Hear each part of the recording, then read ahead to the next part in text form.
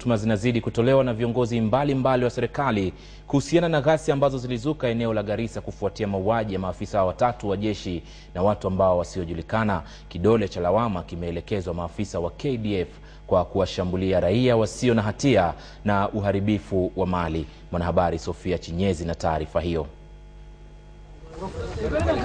Hii leo Waziri Mkuu Raila Odinga ameiagiza Wizara ya Mipango Maalum kukadiria hasara waliopata wakazi wa Garissa wakati wa operesheni ya msako iliyofanyika eneo hilo. Amemtaka Waziri wa Mipango Maalum Esther Murugi kuwatuma maafisa kutoka wizara yake kwenda mjini humo kutathmini hasara ambayo jamii hiyo wafanyabiashara ilipata ili wafidiwe. Ni hasara ambayo hatutaki kusema ati wananchi waende wachangishe pesa kusaidia.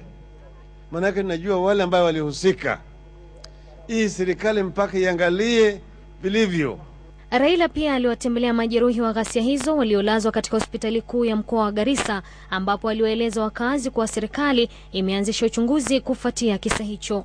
Ziara ya Raila inajiri wakati visa vya mashambulizi vinavyowalenga maafisa wa usalama vikikithiri, huku kukiwa na hofu kwa huenda wafuasi wa Al-Shabaab walioshindwa na maafisa wa jeshi la Kenya KDF kule Somalia kulipiza kisasi.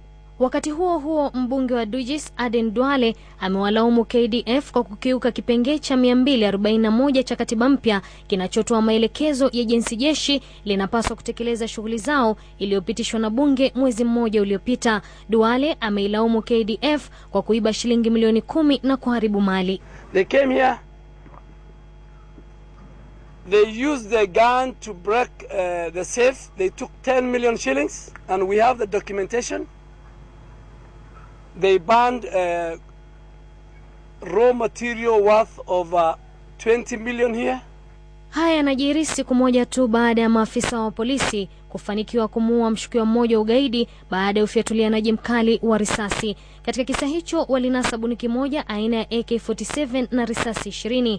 Aidha, wakazi wa eneo hilo wametakiwa washirikiane vyema na vyombo vya usalama ili kuhakikisha kuwa wahalifu wote wanakabiliwa. Sofia Chinyezi, KTN leo.